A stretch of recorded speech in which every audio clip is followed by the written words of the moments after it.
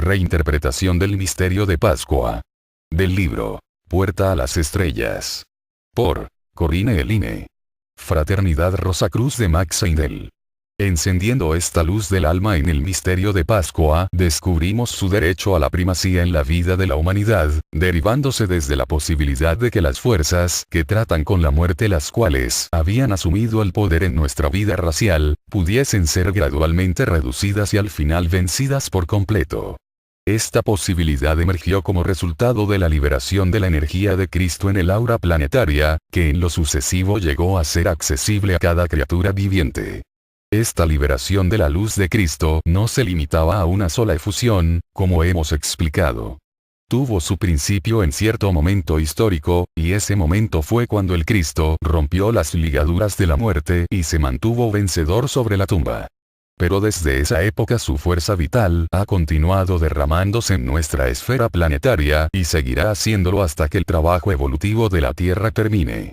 Para un mejor entendimiento del misterio de la resurrección es necesario conocer algo de la naturaleza de Jesucristo, del método de evolución humana, del significado perdido de la muerte y de los procesos en la naturaleza por los cuales las fuerzas de la muerte son transformadas en poderes de vida. La verdadera importancia de la resurrección no puede entenderse si no se acepta la naturaleza humano-divina de Jesucristo, la evolución de las formas según la enseñanza de la ciencia académica y la evolución paralela del alma mediante el proceso reencarnante enseñado por la ciencia espiritual. Además de una comprensión de los medios por los cuales las fuerzas de la muerte entraron a la vida humana y de las medidas establecidas para vencer a estas mismas fuerzas con los poderes de vida. Solo dentro de tal labor de referencia el misterio del trabajo redentivo de Cristo puede ser inteligiblemente entendido y espiritualmente concebido. El misterio de la resurrección es de una naturaleza cósmica, como lo es el Cristo mismo por cuyos poderes las fuerzas resurreccionales se han activado en la vida de la raza. Al decir esto no le estamos quitando a la Pascua la significación personal que el ortodoxo le atribuye, sino simplemente ampliando su alcance por demostrar que somos parte de la escena cósmica, en la cual los poderes resucitados están en funcionamiento, y que participamos en sus operaciones redentivas. La muerte que el Cristo venció es la muerte que se menciona en el Génesis cuando el Señor Dios Jehová advirtió a Adán y Eva, o la humanidad en pañales, que no comiesen del fruto del árbol del conocimiento, pues el día que así lo hicieran ciertamente morirían. Ellos comieron del fruto y murieron, no en forma física sino espiritual. Esta muerte no fue repentina. Era la muerte para una futura consecución que fue su destino propuesto a realizarse en algún tiempo más. Es la muerte de la que habla la voz en el Apocalipsis, dirigiéndose a la iglesia de Sardis. Yo conozco tus obras, que tienes nombre de que vives, y estás muerto. El Cristo también empleó el término muerte en este mismo sentido, cuando declaró ante los fariseos que si un hombre guarda mi palabra jamás verá la muerte. Pero no obstante sus seguidores perdieron la verdad espiritual que él así trató de transmitirles, como lo indica el que cuestionaron su buen sentido, y se preguntará si acaso no estaba poseído por un demonio.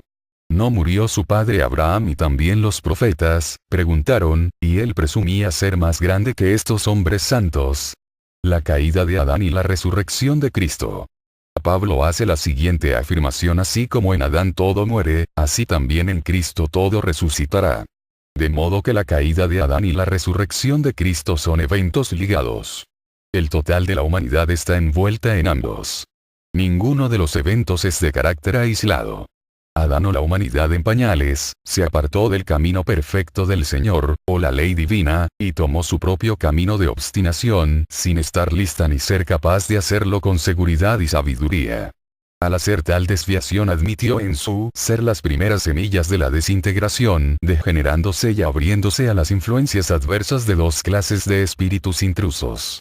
Los primeros de estos son los espíritus luciféricos, cuya naturaleza y actividades se hacen conocidas para nosotros en nuestra Biblia cristiana, y los otros son seres arimánicos, genio, sobre quienes podemos aprender mucho en las escrituras zoroastrinas y también en el Fausto de Goethe de su carácter mefistofeliano. Su influencia sobre la vida humana, como lo describiera el difunto esoterista cristiano, Rudolf Steiner, en varios de sus escritos, fue tal que los seres luciferianos degradaron las pasiones y sentimientos del hombre, mientras que los espíritus arimánicos tergiversaron su perspectiva del mundo. Los lucíferes intentan separar al hombre prematuramente de lo que la experiencia terrestre tiene para ofrecerles. Las fuerzas arimánicas dirigen sus energías hacia la obstrucción de la mente del hombre a la existencia del mundo espiritual para atarlo más firmemente a su naturaleza mortal y existencia física. Estas son contenedoras desde el periodo de Saturno. Estas dos clases de entes, dice el Dr. Steiner, impidieron que el hombre acrecentara la antigua reserva de sabiduría que una vez recibió, y así gradualmente se fue consumiendo. El efecto que se provocó fue una tendencia a la disolución y decadencia terminando en muerte. Así fue que el germen de la muerte entró en el cuerpo físico, y si su progresivo desarrollo no hubiera sido traído ni contrariado por el germen de vida que el Cristo implantó, el hombre habría quedado completamente bajo el poder de la muerte al finalizar el presente periodo terrestre, con lo cual, la revolución habría terminado en ese punto, en lugar de ir hacia adelante a través de los 3 periodos aeónicos restantes que culminan con el retorno del espíritu individualizado a la casa de su Padre como hombre Dios. Estas afirmaciones no tienen fundamento, y a menos que puedan ser verificadas por datos científicos exactos derivados de un examen sobre la materia desde muchos y variados puntos de vista, no puede esperarse ganar crédito con el hombre que no acepta nada en base a la fe, sino que demanda evidencia razonable para justificar sus creencias. Tales datos no son necesarios. Una hilera ilimitada de evidencia está disponible. El hombre moderno tiene para ofrecer, y hasta que no lo haga no encontrará la paz mental que tanto necesita para mantener su equilibrio, ni qué decir de su mucha cordura y felicidad. No está dentro del alcance de esta discusión entrar a ese vasto conjunto de evidencia disponible sobre el ministro de Pascua cuando está interpretado a la luz de la sabiduría del iniciado. Pero permite que la luz que arroja toque brevemente un aspecto particular de este tema multilateral sobre el problema de la vida y la muerte, y también como un indicio del carácter en verdad revelatorio de similares estudios relativos a otros aspectos del ministerio de Pascua. El cuerpo etérico en relación al físico. En la primitiva humanidad los cuerpos físicos y etéricos del hombre no eran concéntricos como lo son hoy. Y ciertos centros etéricos no estaban alineados ni unidos con los físicos. Esta conexión suelta entre los dos vehículos habilitaba al hombre para mantener un contacto más estrecho con los mundos internos y para dirigirlos más plena y libremente que ahora hacia el camino ascendente. Pero el cuerpo etérico, en forma gradual, fue atrayendo al físico hasta que para el tiempo de Cristo los dos cuerpos fueron como uno. El cuerpo etérico, que había entrado a su evolución terrestre con 2 periodos aeónicos de desarrollo tras sí, llegó altamente cargado de energías espirituales las que impartió a sus cuerpos físicos asociados.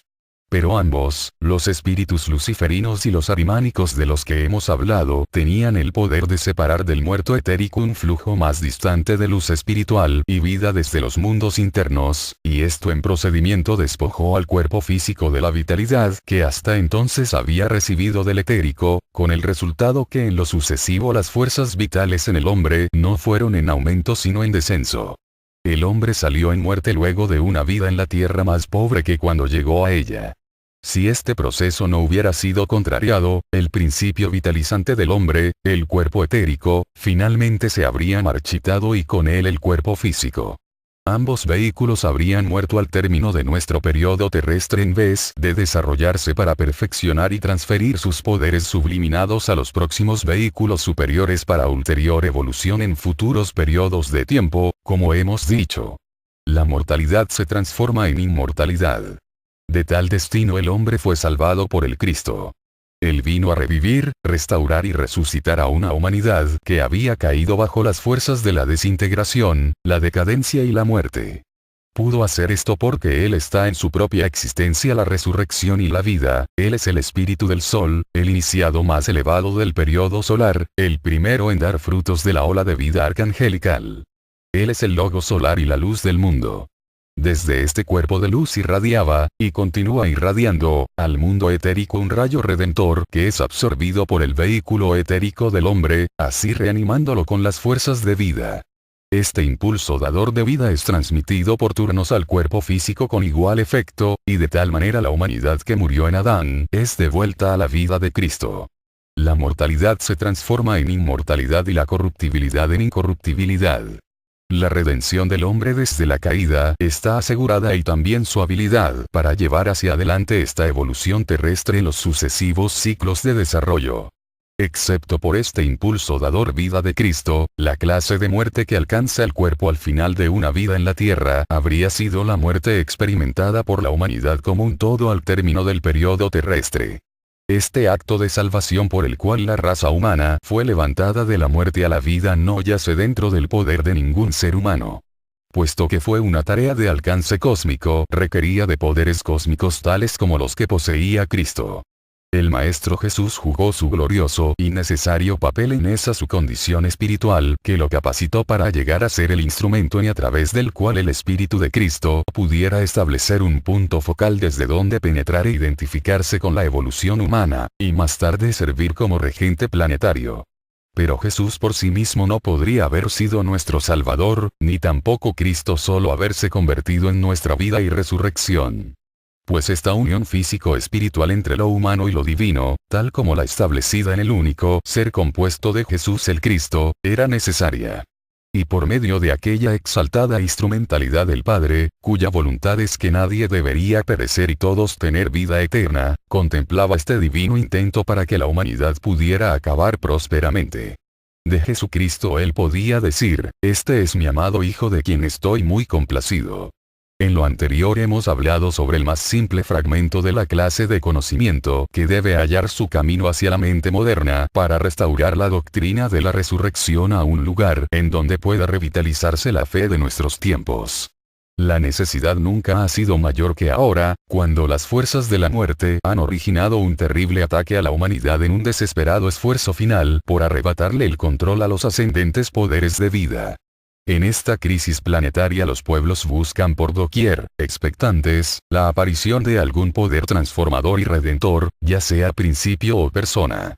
La esperanza universal está en la resurrección de un mundo arruinado, en la instrucción de una mente en ignorancia, y en la espiritualidad de una civilización sepultada en el materialismo.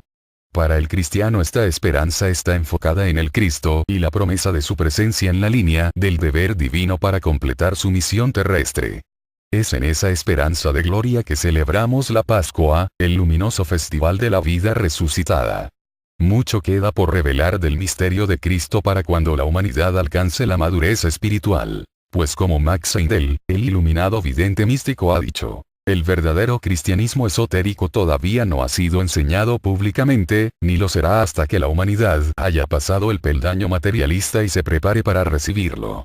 Fraternidad Rosacruz de Max Heindel.